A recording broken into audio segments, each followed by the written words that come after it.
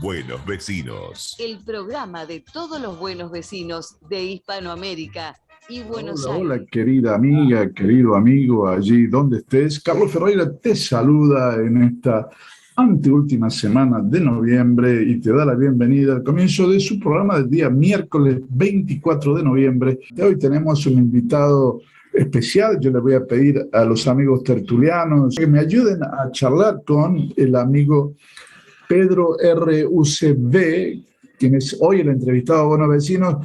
Es un ciudadano maya, un buen ciudadano, un buen vecino del mundo latinoamericano, profesor y creador de narrativas de vivencias mayas, así como de poemas en su lengua materna. Ha sido galardonado en numerosas oportunidades por su trabajo literario. Él es integrante de la Asamblea de Defensores del Territorio Maya Muchimbal. Camina como hijo menor en las veredas de las comunidades mayas que protegen sus territorios del despojo desarrollista en la península de Yucatán.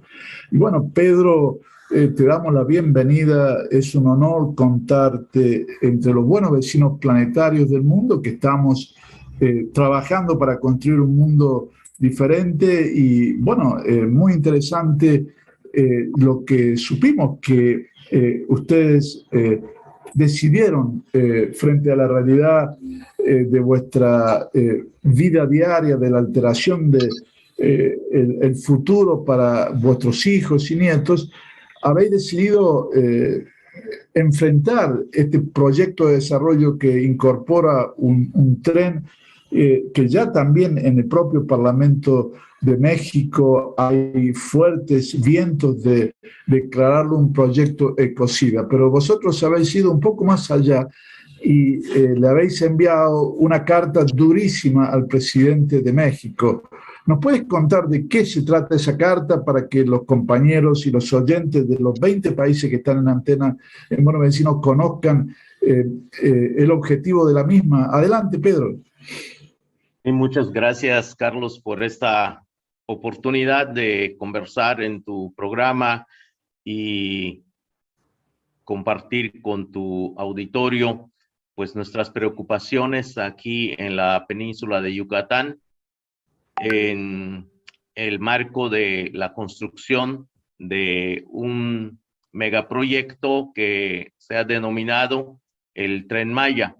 El tema es que el gobierno federal ha decidido llevar a cabo este proyecto en la península de Yucatán y en otros estados como Tabasco y Chiapas, que consiste en un tren. Entonces, nosotros estamos preocupados porque desde el inicio este megaproyecto se planeó, se comenzó a ejecutar y se comenzó a desarrollar sin el consentimiento de los pueblos indígenas, sino más bien es un proyecto extraño, es un proyecto que nunca fue consensado, nunca fue discutido, nunca fue dialogado con los pueblos, y cuando comenzamos a mirar los impactos que este proyecto genera, nos dimos cuenta que es un proyecto que va destruyendo pues nuestro medio ambiente, nuestra selva, va poniendo en riesgo nuestra seguridad, va incrementando nuestra pobreza y va amenazando nuestra cultura y nuestra lengua que por milenios nosotros hemos cuidado, hemos conservado, en donde hemos tratado de vivir en comunidad, donde hemos tratado de vivir con formas cooperativas que nos permiten fraternalmente construir nuestras comunidades. Sin embargo, pues este proyecto que responde desde nuestro parecer a situaciones de ventaja para otros grupos que son los empresarios de este país y de otros países, pues está amenazando nuestra seguridad y nuestra forma de vivir. Por eso hemos enviado una carta, bueno, ya son dos cartas que enviamos al presidente de la República con una preocupación enorme porque acaba de emitir un decreto en donde estos proyectos que él está encabezando los señala como de seguridad nacional. Espera, tú dices que un proyecto de desarrollo económico se le pone el aditamento de que a la vez es un proyecto de seguridad nacional. Sí, eso es lo que dice el decreto. Los proyectos de desarrollo que está encabezando son de seguridad nacional.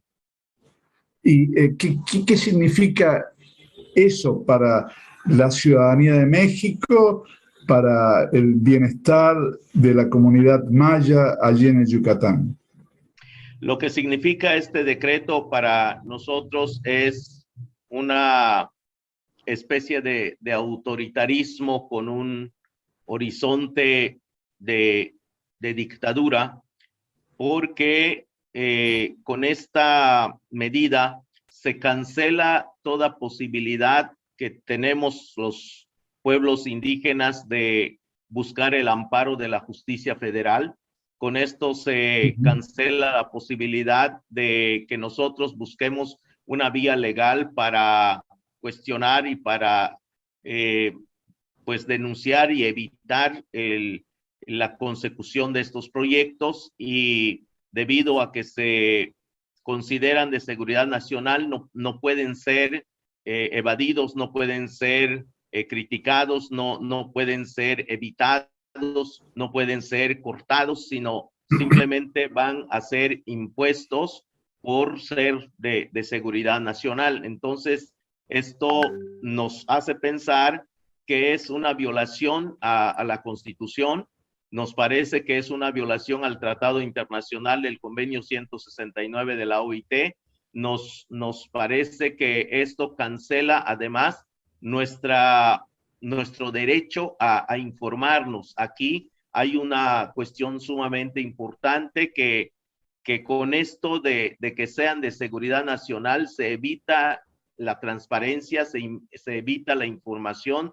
Ya no podremos saber cuánto se gasta, en qué se gasta, para qué se gasta, y el gobierno que ha dicho que va a combatir la corrupción, hoy estamos entendiendo que esta es la manera de combatirla, guardando toda la información para que no se sepa de qué corrupción hay detrás de cada uno de estos aspectos. Entonces, estamos muy tristes y enojados por estas medidas que hoy se está tomando en cuenta, y esto convierte en efectivo el despojo de nuestro territorio para la imposición de estos proyectos.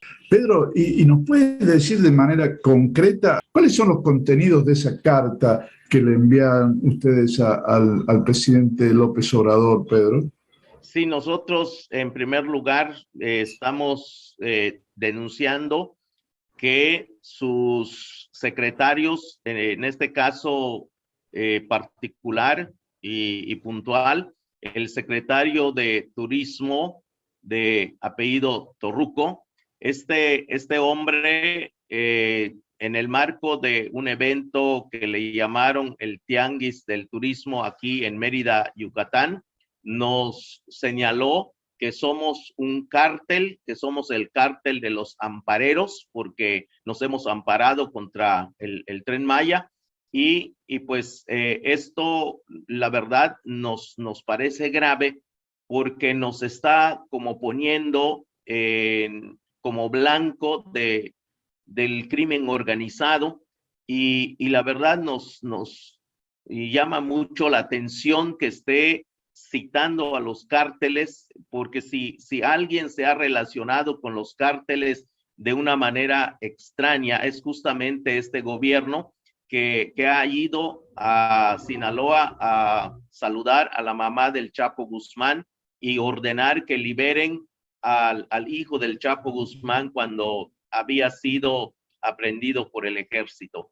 Entonces, que nos acusen a nosotros por ampararnos legalmente contra un proyecto como este, diciendo que somos un cártel, pues nos parece muy lamentable, y nos parece injusto nos parece una agresión, nos parece que criminalizan nuestra lucha. Entonces, una primera cosa que hacemos es señalar Sí, esto. espera, ahí yo te quiero interrumpir. Es raro esto que López Obrador permita una carta de esta naturaleza en el momento en el cual México preside el Consejo de Seguridad de Naciones Unidas.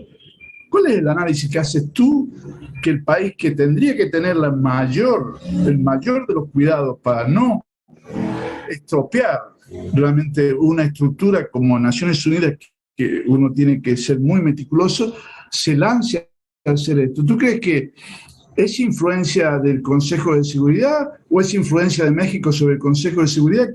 ¿Qué es lo que está pasando allí? ¿Cuál es tu análisis?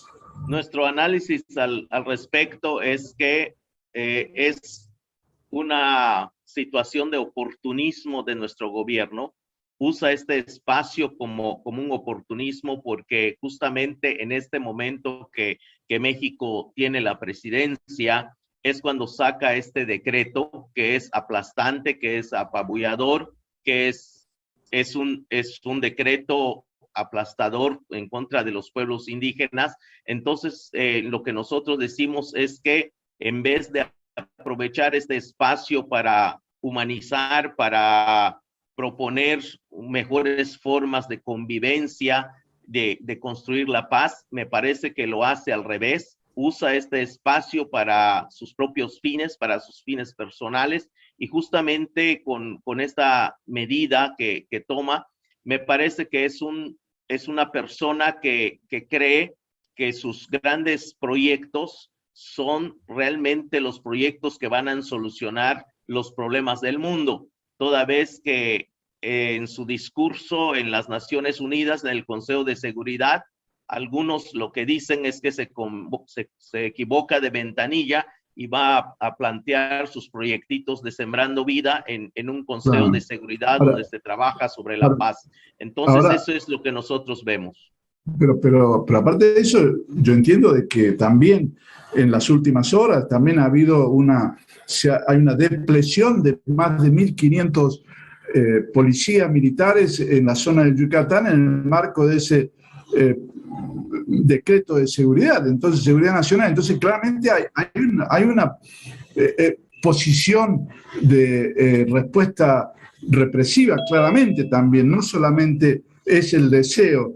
Y que lo haga el presidente del Consejo de Seguridad, creo que es grave, porque imagino que en el Consejo de Seguridad ampliado debe haber países que realmente tienen que contestar cómo el presidente puede generar una situación así en un país del cual realmente no hay antecedentes similares. No sé, bueno, yo aquí estamos hablando con el dirigente maya, Pedro, este problema tan importante para el futuro. Adelante, Pedro.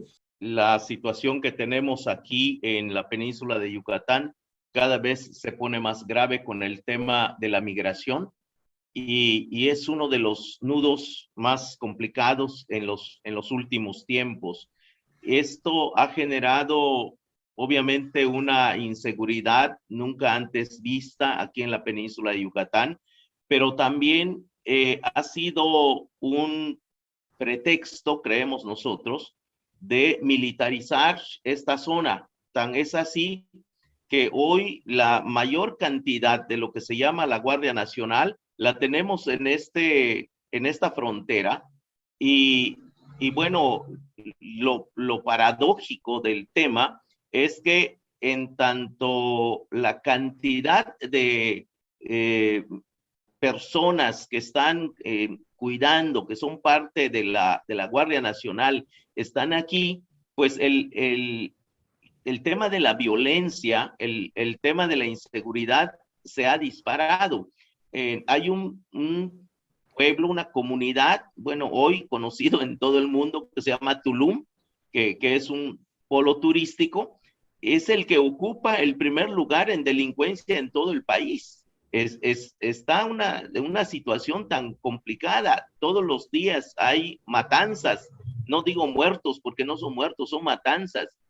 Aparecen gentes descuartizadas y bueno, gentes con tiros de gracia, niños desaparecidos, mujeres violentadas, y cuando se revisa el origen, pues vemos que la policía es parte de todo esto. Entonces, ya no sabemos en manos de quién estamos. Si el crimen organizado se compone, al parecer, de dos partes, de los no uniformados y de los uniformados.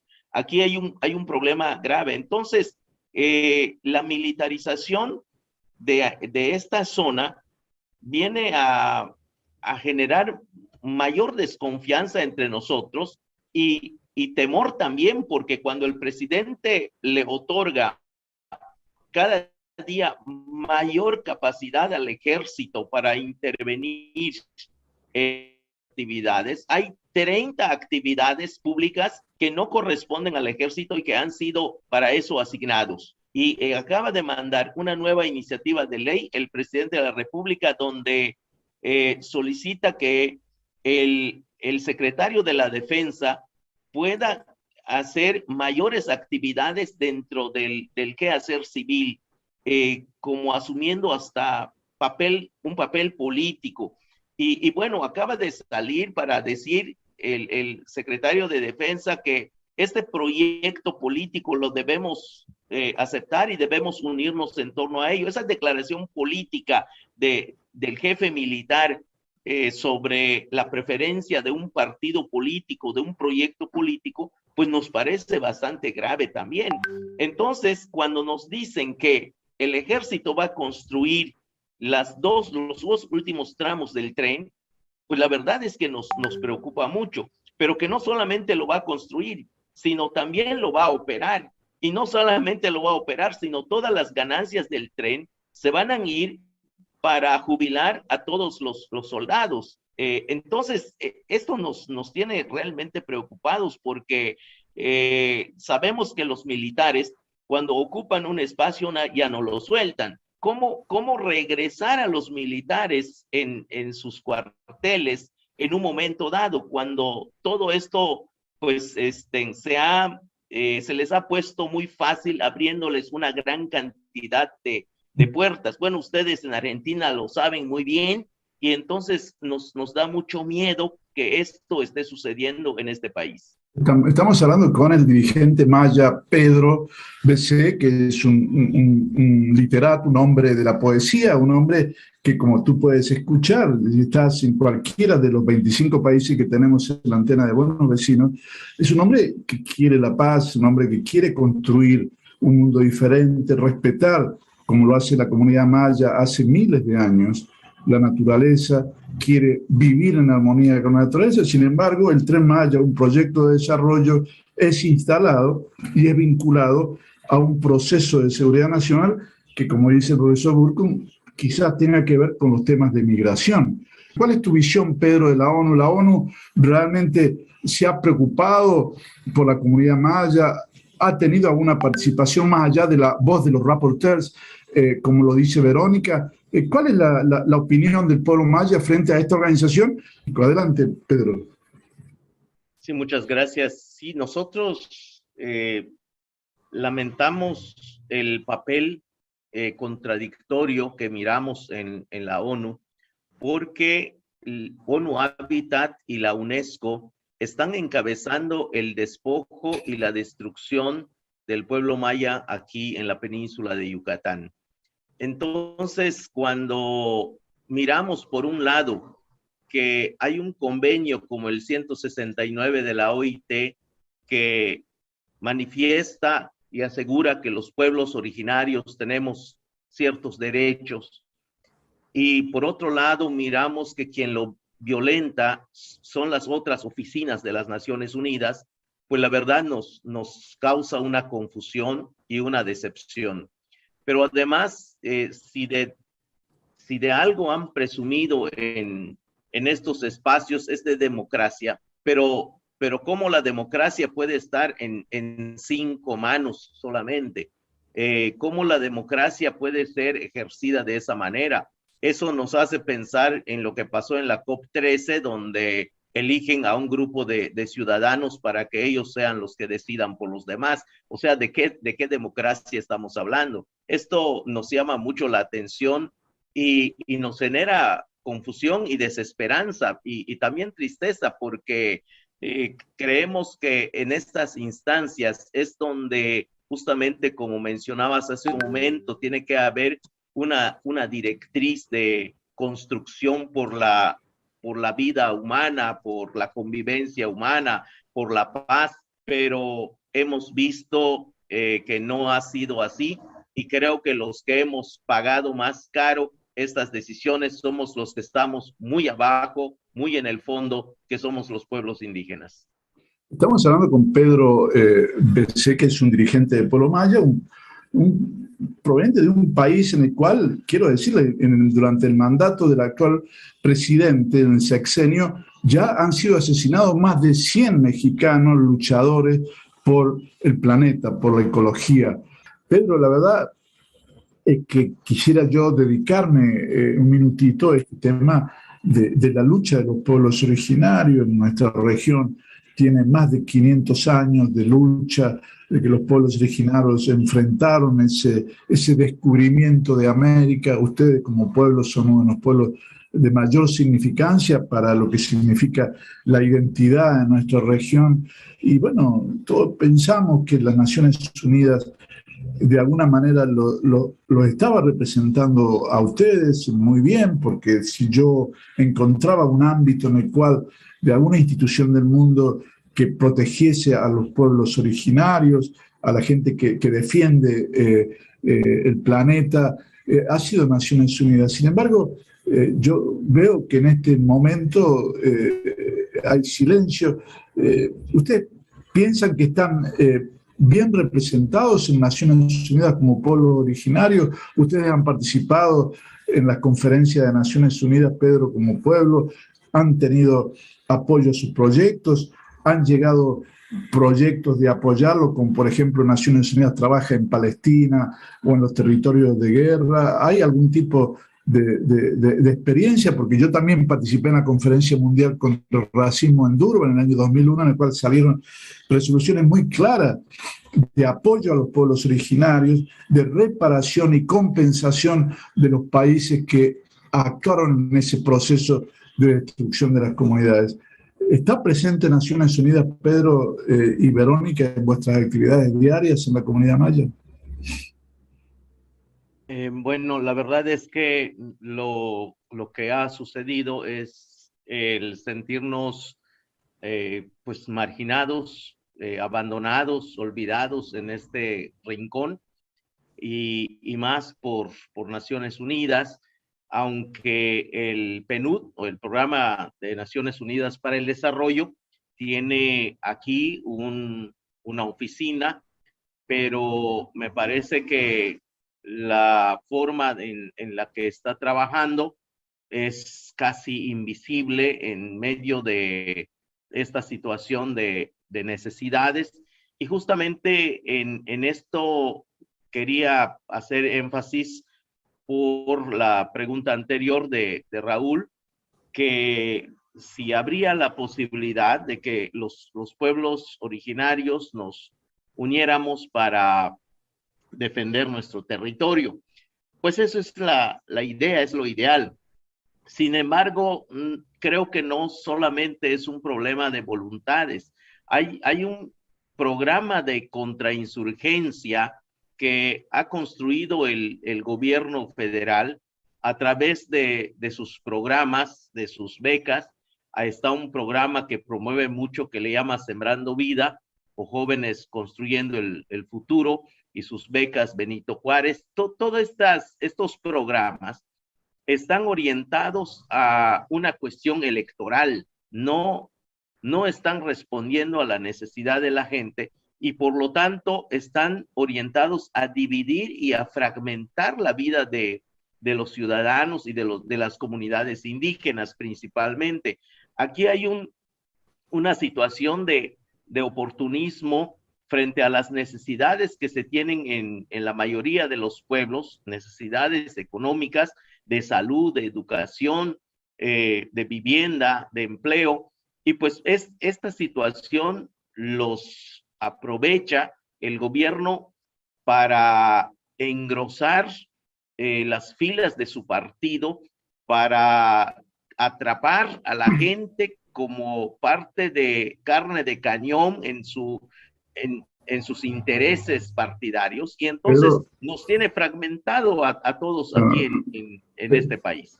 Pedro, ahí yo quiero aprovechar, te quiero adelantar, Pedro, de que es importante, y te hice la pregunta de Naciones Unidas, porque Naciones Unidas tiene un plan de acción que protege a los pueblos originarios. El plan de acción de Durban establece claramente la obligación de la institución, por encima del mandato de los gobiernos, de ayudar a los pueblos originarios a que se organicen. Hay financiamiento, hay que presentar proyectos, porque el plan de Durban, el plan de acción de Durban, está vigente porque ha sido adoptado por el Parlamento de México y ustedes tienen que utilizar las herramientas legales. Más hay un marco jurídico que si el marco jurídico del Poder Judicial de México está metido debajo de ese plan de seguridad que se ha planteado desde el gobierno de México, ustedes pueden perfectamente instrumentar eso.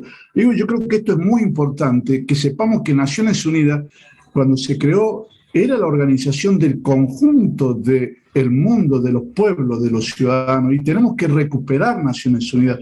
No puede ser que 5 países sigan decidiendo, eligiendo un secretario general, eligiendo los dictámenes de esa institución. Por lo tanto, te invito en esta lucha que compartimos también, de que ustedes miren la necesidad de participar con claridad también en la lucha de Naciones Unidas, porque los ciudadanos tenemos que elegir el secretario general. No puede ser ya que en el mundo que vivimos realmente la democracia no esté presente en la organización que todos vemos como la organización máxima de la gobernanza. Pedro, ¿cómo ves esto? Y sobre todo esto que agrega Mario, de que sabemos de que el señor Guterres no tiene otro mandato, no puede realmente ser reelegido. Yo creo que esta es una oportunidad para que los ciudadanos del mundo empecemos a plantearnos en los años que quedan todavía una visión diferente de Naciones Unidas. Adelante, Pedro. Sí, yo estoy de acuerdo con ese planteamiento, porque me parece que justamente como comentabas hace un momento, la persona y la organización que nace desde el 45 para esta tarea tan humana, tan importante, pues no puede quedarse en un espacio donde 5 manos toman las decisiones. Y bueno, las tareas de pacificación cada día son mayores, y creo que esto invita a la participación, o más bien obliga a la participación del mundo, de todos los ciudadanos, y me parece que esto tendría que tomarse muy en serio en todas las capas de la sociedad. Definitivamente nosotros, los pueblos indígenas, si algo hemos peleado, es la posibilidad de formar parte de estos espacios, es el de que no nos dejen en la periferia, sino que estemos también en todos los espacios donde se tiene que construir la vida, donde se tiene que construir la paz. Definitivamente nosotros estamos en ese horizonte. Muchísimas gracias, Pedro. Un gusto realmente lo que nos está diciendo. ¿Cómo te has sentido, Pedro? ¿Te ha gustado la participación? ¿Qué piensas que ha quedado en el tintero para que nos digas en estos 3 minutitos que nos quedan para poder dar cierre? Adelante. Claro, me he sentido en casa. La verdad es que te agradecemos mucho, Carlos, esta oportunidad, porque justamente en estos momentos en nuestro país, muchos micrófonos y muchas páginas y muchas imágenes de los medios se nos han cerrado, y te agradecemos mucho que las puertas de tu espacio estén abiertas.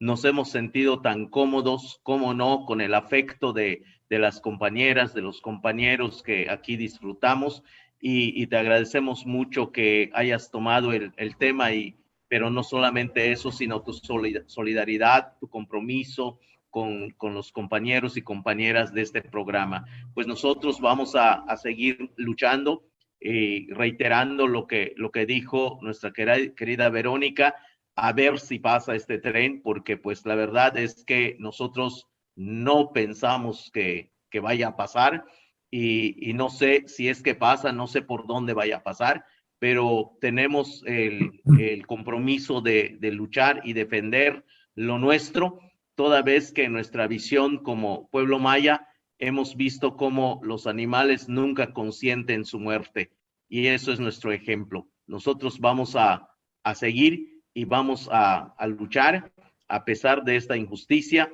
y también no quiero quitar el renglón en el tema que mencionas sobre las Naciones Unidas.